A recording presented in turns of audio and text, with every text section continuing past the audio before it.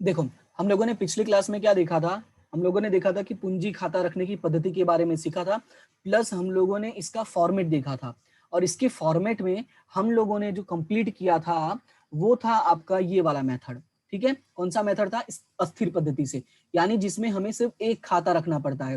लेकिन आज हम बात करने वाले हैं स्थिर पद्धति से, जिसमें हमें पूंजी खाता भी रखना होता है और चालू खाता भी रखना होता है। इसके बारे में देखो, बेसिक जानकारी जो था वो मैंने तुम्हें कल ही बता दिया था। मैंने क्या बताया था पिछली क्लास में कि सिर्फ पूंजी की एंट्री, याद क्या रखना है, सिर्फ पूंजी की ही एंट्री जो होती है वो पूंजी खाता में लिखना होता है। बाकी सभी एंट्री, ठीक है, बाकी सभी एंट्री हमें कहां लिखना होता है? चालू खाता में लिखना होता है। लेकिन फिर भी एक बार हम लोग फटाफट में देख लेते हैं कि ये पूंजी की एंट्री क्या है और बाकी सभी एंट्री क्या है। राइट, तो उसके लिए मैं यहाँ पे लाइन अच्छे से खींच देता हूँ थोड़ा। ये जो लाइन हमने खींचा था इसको सिस्टमेटिक वे में खींच देता हूं मैं।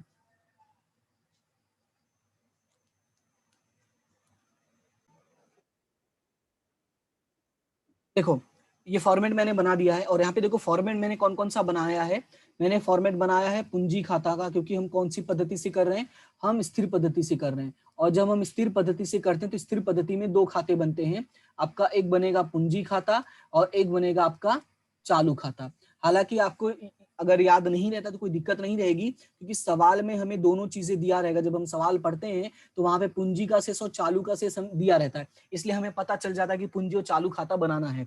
लेकिन आपको अगर याद रहेगा तो आपको एमसीक्यू में और 1 मार्क्स में भी आपको काम आएगा, इसलिए याद रखना जरूरी है। दूसरा चीज कि जब हम पूंजी और चालू खाता दोनों बनाएंगे तो आपको याद क्या रखना है? सिर्फ पूंजी की एंट्री पूंजी में होगी, बाकी सारी एंट्री कहां होगी? चालू में। उसके बाद यहाँ पे हमें लाभानी वितरण का भी मैंने फॉर्मेट आपको बना के दिखा दिया है। उसका रीजन ये है कि हमें यहाँ पे लाभानी के में भी एंट्री करनी पड़ती है। जैसा हम लोगों ने देखा था पिछली क्लास में कि हमें दूसरी एंट्री यहाँ पर करनी पड़ती है, इसी वजह से मैंने ये भी खाता बना के दिखा दिया ताकि आपको आइडिया लग जाए। तो स्टार्ट करता हूं मैं 1 बाय 1। सबसे पहले वो कुछ एंट्रियां जो मैंने कहा था कि एंट्रीज नॉर्मली साझेदार और पेड़ी के बीच में होती हैं, तो वो कौन कौन सी चीजें हैं मैं वो यहाँ पे आपको लिख देता हूँ वापस। देखो, एक तो होता है आपका पूंजी, फिर होता है उसका ब्याज, एक होता है आहरण, फिर होता है उसका ब्याज, और क्या होता है? और होता है आपका वेतन, बोनस, कमीशन, पारिश्रमिक, और साथ ही साथ होता है लाभ हानि वितरण खाता। क्या होता है? लाभ हानि वितरण, यानी कि हमारे पास या तो लाभ होगा या तो हानि होगा, और जैसा होगा हमें वैसे एंट्री करनी पड़ती है। तो ये नॉर्मल एंट्रीज हैं जो हमारी साझेदार और पेढ़ी के बीच में होती है। तो अब यहाँ पे समझते हैं कि हमें एंट्री कैसे करना होता है। मैंने ये कहा कि सिर्फ हमें पूंजी का ही एंट्री, याद रखना, हमें सिर्फ पूंजी का ही एंट्री हमें कहाँ लिखना होता है? पूंजी खाता में लिखना है, ये वाला एंट्री। इस पे मैं यहाँ पे ग्रीन कलर का कर देता हूँ सर्कल, ताकि आपको दिखे। ठीक है, हमें सिर्फ पूंजी का एंट्री ही पूंजी खाता में करना होता है। तो हम यहाँ पर क्या लिखेंगे? हम यहाँ पर लिखेंगे शेष आगे लाए, और जो भी यहाँ पर नाम दिया होगा तो मैं नाम ए और बी लिख लेता हूं, और दोनों में हमें यहाँ पे रकम लिख देना होगा। ये हमारा हो गया एंट्री, पहला एंट्री। ठीक है, उसके बाद यहाँ पे अगर ध्यान दोगे तो उसके बाद अगला यहाँ पर क्या है? ब्याज है। अब देखो, अब यहाँ पर जो ब्याज आया, ठीक है, तो ब्याज के लिए मैंने क्या कहा था कि अगर तुम्हारा, अगर ये पूंजी जमा हुआ है तो ब्याज भी क्या होना चाहिए? जमा होना चाहिए। ठीक है, तो पूंजी भी, उसका ब्याज कहाँ आना चाहिए? पूंजी के जमा में ही आना चाहिए। लेकिन हम लोगों ने बना दिया है चालू खाता, तो जब हम लोगों ने चालू खाता बना दिया है तो याद रखना है कि बाकी सभी एंट्री उठकर यहाँ पर चली जानी है। यानी रहेगा वही तरीका कि जो यहाँ है वो यहाँ जाएगा, जो यहाँ था वो यहाँ जाएगा, रहेगा सब वैसा ही, बस उनका क्या हुआ? कमरा बदल गया है। ठीक है, रहना एक ही घर में है, नाम एक ही है, बस थोड़ा सा क्या कमरा उनका चेंज हो गया है। तो अब यहाँ पर क्या लिख दोगे? यहाँ पर लिखोगे पूंजी पर ब्याज। क्या लिखोगे? पूंजी पर ब्याज। ठीक है, ये तो हो गया आपका पूंजी का एंट्री। ओके, अब यहां पर ध्यान से समझो। अब हमने यहाँ पे कौन सा खाता बनाया है? हमने ये बनाया है चालू खाता। तो जिस तरह से पूंजी खाते का अपना खुद का शेष है, ठीक है, जिस तरह से देखो पूंजी खाते का यहाँ पे ना शेष आगे लाए, सेम उसी तरह से, सेम उसी तरह से याद रखना है कि चालू खाते का भी अपना शेष होगा, क्योंकि अगर वो भी खाता है तो सीधी सी बात है उसमें भी कुछ पैसे होंगे, या तो कम होगा या तो ज्यादा होगा, सीधी सी बात है, कम हो या ज्यादा हो, लेकिन कुछ ना कुछ तो होगा ही होगा, तो उसका भी अपना शेष होगा। लेकिन याद ये रखना है कि जो चालू खाता होता है इसका शेष दोनों हो सकता है। दोनों का मतलब कि जमा साइड में भी शेष आगे लाए हो सकता है, ठीक है, शेष आगे लाए, या हो सकता है उधार शेष हो, उससे हमें कोई फर्क नहीं पड़ता है, जैसा हमें दिया रहेगा हमें वैसा लिखना पड़ेगा। बस याद ये रखना है कि जो चालू खाता होता है, चालू में दोनों ही शेष होते हैं, उधार भी होता है और जमा भी होता है। बस आपको इतना याद रखना है कि पूंजी खाता का शेष जो है वो हमेशा क्या होता है, जमा होता है। ठीक है, तो आपको ये बेसिक जानकारी जो याद रखना है, क्योंकि ये चीजें जो है ना वो एमसीक्यू में पूछा जा सकता है कि चालू खाते का शेष हमेशा क्या होता है, तो उधार जमा, जमा फिर उधार, या इनमें से कोई नहीं। तो याद रखना है कि चालू का शेष उधार भी हो सकता है और चालू का शेष जमा भी हो सकता है। अब ये बताने का रीजन क्या है वो समझो। जिस तरह से जब यहाँ पर, अगर यहाँ पे ध्यान दो, तो यहाँ पे पूंजी का शेष था, ठीक है, यहाँ पे पूंजी का शेष था तो उसका ब्याज आया, तो अगर चालू का शेष है तो उसका भी ब्याज आएगा, तो हमें क्या लिखना, उसका भी ब्याज लिखना है। तो यहां पर हम क्या करेंगे, जहां पर शेष होगा वहीं पर हमें ब्याज लिखना होगा। जैसे कि मान लो ये दो नाम है ए और बी, ठीक है, ए का जो है वो उधार शेष है और बी का जो है वो जमा शेष है। ठीक है, ध्यान से देखो, ये टिक करने का मतलब रकम, यहाँ पे डैश का मतलब रकम नहीं है। यहाँ पे देखो डैश क्यों किया, क्योंकि रकम यहाँ पर लिखा हुआ है, और यहाँ पे क्यों मैंने रकम लिखा है, क्योंकि यहाँ पर डैश कर दिया है। तो मतलब ये हुआ ए का उधार शेष है और बी का जमा शेष है, तो जिसका शेष जहां होगा वहीं पर उसका क्या आएगा, ब्याज आएगा। तो यहाँ पे क्या नाम लिखोगे, चालू खाते का ब्याज, जो नाम है बस वही तुम्हें लिख देना है, चालू खाते का ब्याज, और वही चीजें यहां पर भी लिख देना है, चालू खाते का ब्याज, और यहाँ पे तुम्हें रकम लिख देना है, यहाँ पे नहीं, जो कॉलम में अमाउंट है उसी कॉलम में तुम्हें रकम लिखना है, यानी यहाँ पे, ठीक है, इसका यहाँ पे नहीं लिखना है। ओके, अब मैंने कहा था कि इसकी तुम्हें दूसरी एंट्री करनी होती है, तो अब दूसरी एंट्री देखो कैसे होगा, तो यहाँ पे वही नियम याद रखना है। जैसे देखो यहाँ पे पूंजी का ब्याज क्या हुआ है, ये जमा पक्ष में लिखा है, अगर यहाँ जमा पक्ष में है तो लाभानी वितरण में कौन से पक्ष में हो जाएगा, उधार पक्ष में। तो यहाँ पर क्या लिखोगे, पूंजी पर ब्याज, पहले पूंजी पर ब्याज का लिख लेते हैं, तो पूंजी कर ब्याज में तो दोनों जन का है ए और बी, इस तरह से रकम लिख के तुम्हें दोनों का टोटल करके बाहर लिख देना है। अब बात करते हैं चालू खाते का, तो चालू खाते का शेष देखो पहले क्या है, तो एक का शेष उधार है और एक का शेष जमा है, तो चलो मैं दोनों तरफ लिख देता हूँ चालू खाते का ब्याज, ठीक है, चालू खाते का ब्याज मैं दोनों तरफ पहले लिख देता हूँ, चालू खाते का ब्याज, और यहां पर भी मैं लिख देता हूं चालू खाते का ब्याज। देखो मैंने दोनों तरफ लिख दिया है। अब हमें क्या करना है, बस हमें ये पहचानना है कि किसका उधार है और किसका जमा है। अगर ध्यान दोगे तो यहाँ पे इसका उधार शेष है, क्योंकि देखो इसकी रकम हमने उधार में लिखी है, तो अगर यहाँ पे उधार है तो यहाँ पर क्या हो जाएगा, जमा। सिंपल सा याद रखो, अगर चालू खाते में उधार आया है तो लाभानी वितरण खाते में क्या हो जाएगा, जमा, मतलब ए वाले की एंट्री यहाँ हो जाएगी, ठीक है। अब उसके बाद यहाँ पे बी वाले का देखो, तो बी वाले का शेष क्या हुआ है, जमा हुआ है, और अगर इसका शेष जमा हुआ है तो इसका ब्याज भी क्या होगा, जमा होगा, और अगर इसका ब्याज जमा यहाँ पर हुआ तो यहाँ पर क्या हो जाएगा, उधार हो जाएगा, यानी बी वाले की एंट्री यहाँ हो जाएगी। तो इस तरह से तुम्हें चालू खाते का एंट्री याद रखना है। बाकी जितनी एंट्रियां हैं, बाकी सारी एंट्रियां तो क्या है, सेम ही है। सेम का मतलब क्या है, जैसे देखो कौन कौन सा दिया हुआ है हमें, हमें दिया हुआ है आरण, आरण का ब्याज, वेतन, बोनस, कमीशन। तो आरण तुम्हें पता है मैंने क्या कहा था कि हमेशा उधार होता है, ठीक है, या तो पूंजी के उधार में लिखो या तो चालू खाते के उधार में लिखो। तो चालू खाते के उधार में सबसे पहले हम क्या लिखेंगे, आरण लिखेंगे, और आरण शेष होने की वजह से उसकी दो एंट्री नहीं होगी, तो जिनका भी आरण होगा उनके में रकम लिख देना है, और यहाँ पे क्या लिख देना है, आरण का ब्याज, आरण का ब्याज। अब देखो आरण का जो ब्याज है वो हमने कौन सी तरफ लिखा है, तो ये हमने लिखा है उधार की तरफ। कौन सी तरफ लिखा है हमने, उधार की तरफ। और अगर यहाँ उधार आया तो इस साइड में क्या हो जाएगा, यानी लाभानी वितरण में कहाँ चला जाएगा, जमा में। तो हमें यहाँ पर क्या लिखना है, आरण का ब्याज, ठीक है। तो बाकी देखो सारी एंट्री सेम ही होने वाली है। मेन आपका जो था इसमें, मेन आपका था कि आपको चालू खाते का यहाँ पे समझना जरूरी था, तो वही मेन है कि चालू खाते का ब्याज कैसे में निकालना है और उसका शेष क्या दिया रहता है, तो ये ही मेन था। बाकी जो चीजें हैं वो हमारे पुराने जैसा ही है, तो मैं बाकी चीजें नहीं समझा रहा हूँ, उसके लिए तुम लोग पिछली क्लास में मैंने देखो पूरा डिटेल में एक्सप्लेन किया हुआ है। फिर भी चलो मैं फटाफट लिख देता हूँ ताकि तुम्हें रिपीट हो जाए, दिमाग में फटाफट घुस जाए, ठीक है। जैसे अगला भी नाम देखो, यहाँ पे क्या दिया हुआ है, वेतन, बोनस, कमीशन। तो वेतन, बोनस, कमीशन साझेदारों के लिए क्या होगा, आय होगा, क्योंकि साझेदारों को पैसे मिल रहे हैं यहाँ पे, तो पैसे मिल रहे हैं तो उनकी पूंजी क्या होगी, बढ़ेगी। पर यहाँ पे हम पूंजी में नहीं लिखेंगे, हम कहाँ पे लिखेंगे, चालू में। ये तुम्हें दिमाग में रखना है। तो यहाँ पर क्या हो जाएगा, जमा हो जाएगा। तो वेतन, बोनस, कमीशन, जो जो दिया रहेगा सब लिख लेना है, ठीक है। वेतन, बोनस, कमीशन, और लास्ट में आपका क्या दिया हुआ है, पारिश्रमिक दिया हुआ है। तो देखो वो सारी चीजें लिख देना, जिसका रकम में दिया होगा उसके में तुम्हें लिख देना। तो चलो मैं मान लेता हूँ सबका ए में ही दिया हुआ है। तो अब यहाँ पे देखो, यहाँ पे कौन से पक्ष में लिखा हम लोगों ने, यहाँ पे हम लोगों ने लिखा है जमा पक्ष में। और अगर यहाँ जमा पक्ष में आया है तो हमें इस वाले में यानी लाभ हानि वितरण में कौन से साइड में लिखोगे, उधार पक्ष में, ठीक है। तो ये तुम्हें याद रखना है कि अगर यहाँ जमा हुआ है तो यहाँ पर क्या हो जाएगा, उधार हो जाएगा। तो हमें सारी चीजें यहाँ लिखनी है, यानी वेतन, बोनस, कमीशन, और लास्ट में आपका क्या है, पारिश्रमिक।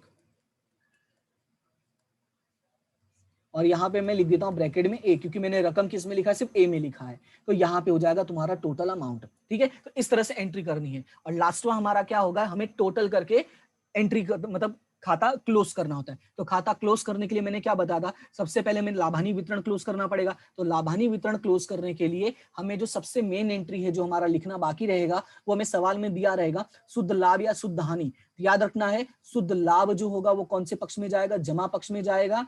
और शुद्ध हानि जो है वो आपका कहाँ जाएगा, उधार पक्ष में। तो ये दो चीजें आपको याद रखनी है, ठीक है। लाभ जमा पक्ष में जाएगा और हानि उधार पक्ष में। फिर हमें क्या करना है, हमें सिर्फ इनका टोटल करना है। और टोटल करने का तरीका मैंने क्या बताया था कि सबसे पहले जमा पक्ष का टोटल करके ऐसे साइड में लिख लो, ठीक है। तो जो भी रकम आएगा दोनों का ऐसे साइड में लिख लो। फिर जिधर कम होगा उधर क्या हो जाएगा, तुम्हारा शेष हो जाएगा। जैसे कि एग्जांपल के तौर पे मैं लिख देता हूँ, यहाँ पे 100 रुपए है और यहाँ पे कितना है, 80। तो डिफरेंस किधर दिख रहा है, देखो यहाँ 100 है और यहाँ 80 है। तो कम किस तरफ, इस तरफ है, क्योंकि अगर मैं इस तरफ 20 लिखूंगा तभी जाके टोटल 100 बनेगा। और हमारा टोटल कितना होना चाहिए, 100 होना चाहिए, ठीक है। लेकिन यहाँ पे है 80 ही, मतलब डिफरेंस किधर आया, उधार तरफ आया। तो यहाँ पे हम क्या लिखेंगे, लाभ हानि वितरण, नहीं लाभ हानि वितरण नहीं लिखना है, सॉरी। हमें यहाँ पे क्या लिखना है, वितरण पात्र लाभ, ठीक है। क्योंकि क्या है, ये लाभ है। कैसे पता चला लाभ है, देखो जमा तरफ जो होता है वो होता है आपका आय, ठीक है। ये नियम मैंने आपको समझाया था कि जमा तरफ हमारा क्या होता है, आय। आय अगर ज्यादा है तो व्यवसाय को क्या होगा, लाभ होगा। क्योंकि लाभानी वितरण जो है ये आपका पीढ़ी के लिए होता है, और ये दोनों आपका क्या है, साझेदार के लिए। देखो लिखा है चालू खाता, पूंजी खाता, ये साझेदार के लिए। तो अगर साझेदार का आय ज्यादा हो रहा है तो उसको हम क्या बोलेंगे, लाभ बोलेंगे। और जो रकम आएगा वो हमें क्या कर देना है, जो अनुपात दिया रहेगा उस अनुपात में हमें बांट देना है। और अगर डिफरेंस इस तरफ आया, किस तरफ, जमा की तरफ, तो इसको हम क्या बोलेंगे, वितरण पात्र हानि। वितरण पात्र हानि क्यों बोला, क्योंकि इधर का टोटल ज्यादा है, किधर का, इधर का। और इधर का टोटल ज्यादा होने का मतलब ये हुआ कि हमारा खर्च ज्यादा हो रहा है। और खर्च ज्यादा होने का मतलब ये हुआ कि हमें क्या हुआ है, हानि हुआ है। तो बस हमें बंटवारा करना है और जो भी रकम दिया होगा वो हमें यहाँ पे लिख देना होता है। तो इस तरह से तुम्हारा बंद हो जाएगा लाभानी वितरण खाता। अब लाभानी वितरण का जो डिफरेंस होगा वो हमें कहाँ ट्रांसफर करना है, याद रखना है, वो हमें चालू खाते में ट्रांसफर करना है। कब, जब आपका पूंजी और चालू दोनों बनाया जाएगा। जब आपका सिर्फ पूंजी बनाया जाएगा तो कहाँ लिखना होता है, पूंजी में। और लाभ हमेशा कहाँ जाएगा, लाभ आपका जाएगा चालू खाते के जमा में। याद रखना है कहाँ जाएगा, लाभ चालू खाते के जमा में। तो यहाँ पे क्या लिखोगे, वितरण पात्र लाभ। और अगर हानि है तो कहाँ लिखोगे, उधार पक्ष में, वितरण पात्र हानि। और टोटल करने का जो तरीका है वो सेम ही रखना है कि पहले इसका टोटल करके दोनों का ऐसे पेंसिल से लिख लो, ठीक है। फिर देखो कि इधर का टोटल ज्यादा है, जैसे अगर इधर का टोटल ज्यादा है तो डिफरेंस इधर आएगा, ठीक है। और अगर इधर का टोटल ज्यादा है तो डिफरेंस इधर आएगा। बस तुम्हें इतना ही याद रखना है। और उसके बाद तुम्हारा क्या, पूंजी खाता बंद करोगे। तो पूंजी खाते में तो एक ही एंट्री गई है, तो पूंजी खाते में जब एक ही एंट्री गई तो बस यही यहाँ रकम यहाँ पर लिख देना है। और यहाँ पे क्या लिख देना, शेष आगे ले गए, ठीक है। इस तरह से तुम्हें क्या करना होता है, पूरी एंट्री करनी होती है। तो ये तुम्हारा मैंने स्थिर पद्धति से भी बता दिया कि जब पूंजी और चालू दोनों खाते बनाने होते हैं तब तुम्हें क्या करना होता है। तो अगर इसमें किसी को कोई भी डाउट है किसी भी पॉइंट में तो बताओ। अब देखो ये आपका पूरा क्या था, फॉर्मेट हो गया, ठीक है, सारे थियरी हो गए। अब हमें यहाँ से कुछ शॉर्ट क्वेश्चन सीखने होते हैं। शॉर्ट क्वेश्चन के साथ जो हमारा पहला चैप्टर है, पहले चैप्टर में हमें सब कुछ बेसिक सिखाया गया है और इसी वजह से इसमें लॉन्ग क्वेश्चन नहीं है। हाँ, लेकिन शॉर्ट क्वेश्चंस बहुत सारे हैं जो हमें देखना होगा कि कैसे सॉल्व करना होता है। तो जिसमें सबसे पहला जो शॉर्ट क्वेश्चन है वो है आहरण से जुड़ा हुआ। किससे जुड़ा हुआ है? आहरण से। तो यहाँ पे आहरण का जब हमें ब्याज निकालना होता है तो वो हमारा पहला क्वेश्चन है। देखो, इसको मैं तुम्हें कैसे समझाता हूँ वो ध्यान से देखना। सबसे पहले तो तुम्हें ब्याज निकालने का सिंपल जो फॉर्मूला होता है वो पता होना जरूरी है। ब्याज मतलब आई बराबर, जो हम बचपन में निकालते थे, छठी सातवीं में एक फॉर्मूला होता था ना, वो। तो कोई मुझे बताएगा वो फॉर्मूला क्या था? आई बराबर एक जो फॉर्मूला होता है, हम लोगों ने बहुत पहले पढ़ा था छोटी क्लास में, P/N/100। एक ये फॉर्मूला हम लोगों को स्कूल में टाइम में पढ़ाया जाता था जब हम लोग छोटे थे, कि ब्याज बराबर P/N/100। P मतलब मूलधन, याद होगा हम लोग पढ़ते थे, P बराबर मूलधन, R बराबर दर, N मतलब समय। ऐसा एक फॉर्मूला हमें बचपन में पढ़ाया जाता था, राइट? तो इसी फॉर्मूला का इस्तेमाल करके हमें क्वेश्चन को सॉल्व करना होता है। लेकिन अगर यही फॉर्मूला इस्तेमाल करना है तो ये तो हमने बचपन में सीखा, तो अभी हमें सिखाने की क्या जरूरत है? वही तो ट्विस्ट है यहाँ पे। आहरण में यहाँ पे छोटा सा ट्विस्ट है और वही ट्विस्ट हमें समझना है। तो यहाँ पे ध्यान देना है कि जो आहरण होता है, इसमें देखो दो तरह से ये लोग करेंगे आहरण। एक, पहला सिर्फ एक बार,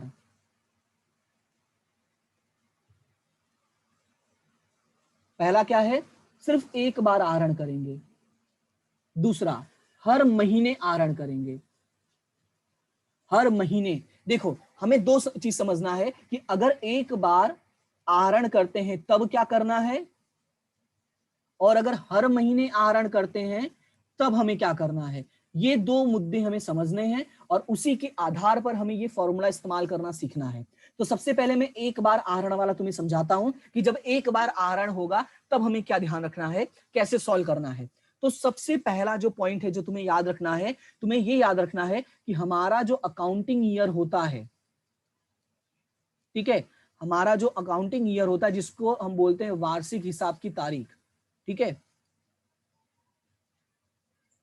या वार्षिक हिसाब का वर्ष, वो हमारा क्या होता है, तुम्हें ये याद रखना बहुत जरूरी है कि हमारा वार्षिक हिसाब का वर्ष कब शुरू होता है और कब खत्म होता है। जैसे हम अगर कैलेंडर ईयर की बात करें, जो हमारा कैलेंडर ईयर होता है वो कब शुरू होता है? वो शुरू होता है 1 जनवरी को, खत्म होता है 31 दिसंबर को। ये तो हम सभी को पता है। लेकिन ये हमारा अकाउंटिंग ईयर नहीं होता है, याद रखना है। तो हमारा अकाउंटिंग ईयर क्या है? तो हमारा जो अकाउंटिंग ईयर होता है वो शुरू होता है 1 अप्रैल से और खत्म होता है 31 मार्च को। ये बहुत ही जरूरी है ये क्वेश्चंस को सॉल्व करने के लिए कि ये आपको पता रहे कि हमारा अकाउंटिंग ईयर कब शुरू होता है। हमारा अकाउंटिंग ईयर शुरू होता है 1 अप्रैल को और खत्म कब होता है? 31 मार्च को। ये सभी को याद रखना है।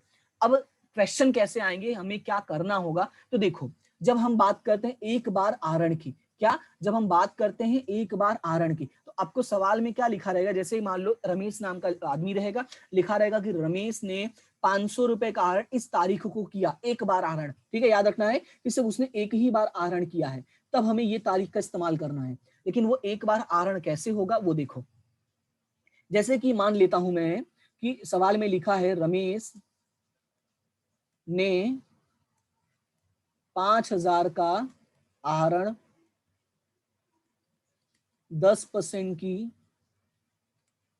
दर से 1 जून 2020 को किया, ठीक है। ऐसा मान लेता हूं कि एक सवाल ऐसे दिया रहेगा हमें, ठीक है। तो अब हमें इसमें क्या ध्यान में रखना है? 3 चीजें हमें ढूंढनी है। क्या क्या ढूंढना है? हमें ढूंढना है P, हमें ढूंढना है R और हमें ढूंढना है N, क्योंकि हमारा फॉर्मूला क्या है? P/N/100। तो हमें ये 3 चीजें ढूंढनी है। P का मतलब क्या होगा? आपका आहरण का रकम। तो चलो यहाँ पे मैं ऊपर लिख देता हूं ताकि तुम्हें याद रहे। हमारा P का मतलब क्या होता है? आहरण का रकम। आहरण का, नहीं नहीं ऊपर नहीं लिखता, रुको रुको रुको, ऊपर लिखूंगा तो नहीं पता चलेगा, मैं इस वाले के नीचे ही लिखता हूं। पी का मतलब क्या होता है यहाँ पे? आहरण का रकम। आर का मतलब क्या होगा? ब्याज दर। और एन का मतलब होगा आपका समय, कितने समय के लिए आहरण किया है।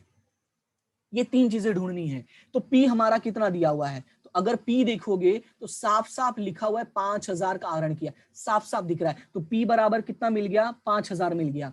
फिर बोला है आर, आर मतलब क्या होता है? ब्याज दर। तो क्लियरली बोला है 10% की दर से, तो यहाँ पे आर बराबर कितना मिल गया? 10% मिल गया। फिर अगला होता है एन, एन मतलब समय। तो समय का देखो यहाँ पे क्लियरली नहीं लिखा है, सिर्फ इतना लिखा है कि 1 जून को आहरण किया, यानी 1/6 को आहरण किया है।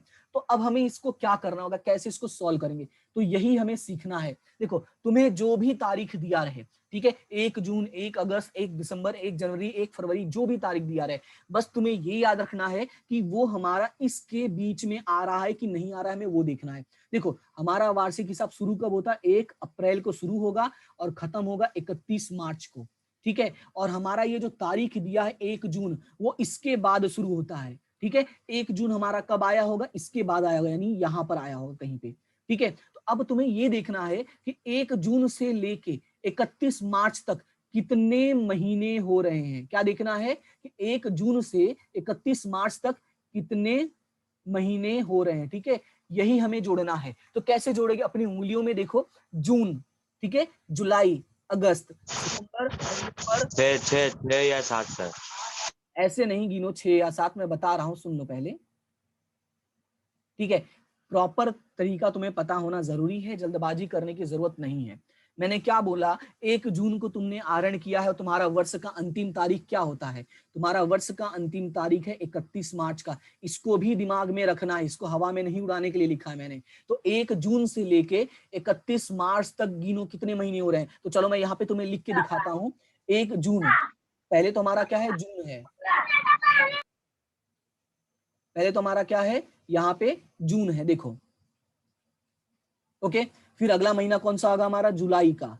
फिर अगला महीना होगा अगस्त, फिर सितंबर, अक्टूबर, नवंबर, दिसंबर, जनवरी, फरवरी और मार्च। 31 मार्च तक खत्म हो रहा है। 10 महीने हो रहे हैं, 10।